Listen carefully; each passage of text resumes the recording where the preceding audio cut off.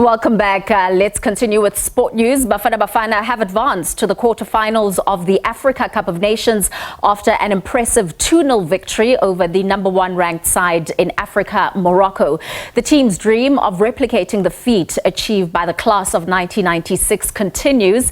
And as our guest, we have someone who has played a crucial role in South Africa winning that title in 1996. His name is Doctor Theophilus Khumalo. A very good evening to you, Doc. Thank you so much for making time for us. Many of us have still not recovered fully from what happened last night. I mean, just your assessment of that game and how you're feeling about that historic result. Good evening, Colin. Good evening to the viewers. I think the boys, they made us proud.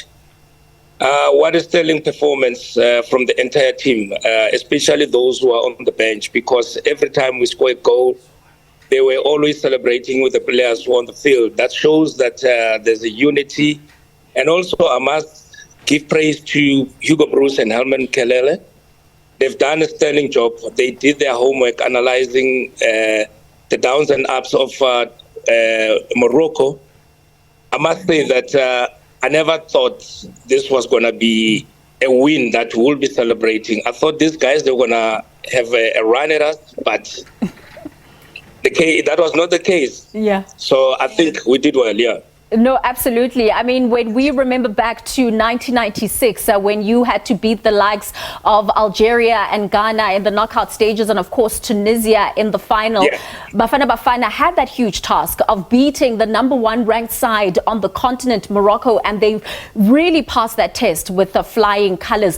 What does that do now to the team in terms of expectations, not only in terms of goals that they've set for themselves, but us, the public, and them trying to emulate your success of 1996? Yeah, I guess they don't have to actually try to compare or try to be something that they're not. Beating the Morocco, yes, it was tough, but I think the toughest match is yet to come Saturday against Cape Verde. Because when you play teams that you think, well, they don't have those big names and all that, those are the toughest teams that you face in the kind of tournaments. So they don't have to go out there to prove a point. They don't have to go out there to probably say to themselves, we just want to erase the 96 history and all that. They just have to go out there and be themselves, do whatever that they've done in the last 4 games, which was unbelievable. And they played as a team. So against Cape Verde, they shouldn't even think twice or within a wink of an eye to say, we have beaten Morocco, so we're fine with Cape Verde. It's going to be a walk in the park. Absolutely. I think Cape Verde, they are the dark horse. They haven't lost a game, and that they have players that are going to be giving us a real tough time.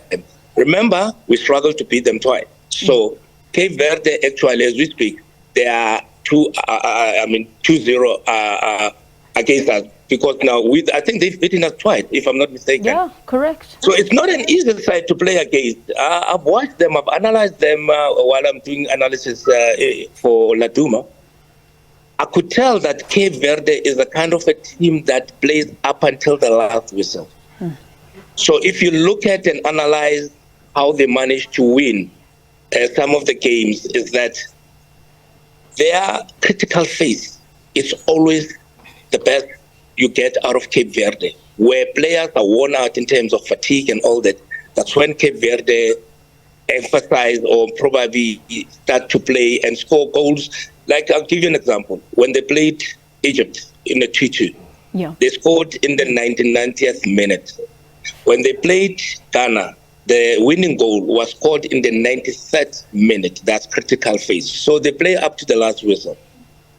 Sure, no, absolutely. Before we just wrap things up, Doc, a lot of people have spoken about the role of Evidence Makgopa and really have compared it to that of Giroud in France when they were crowned the world champions. What has been your assessment of Makgopa?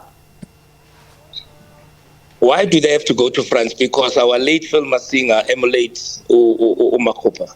The only thing is that Makgopa is very mobile, and also he can even drop to the middle. With Phil, he was a static striker up front. But for me now, the structure, the shape that he given to us, it's exactly like Chipa Masinga. May his soul rest in peace. So Jeru, I got better tap there. No, Siyabonga, Doc. I'm sure we are still going to have a lot more of these conversations as we build up to that huge quarterfinal that is going to be taking place on Saturday. It is South Africa up against Cape Verde, and a coveted spot in the semi-finals beckons. Let's leave it there for now from the sports desk. The Full View continues shortly after this.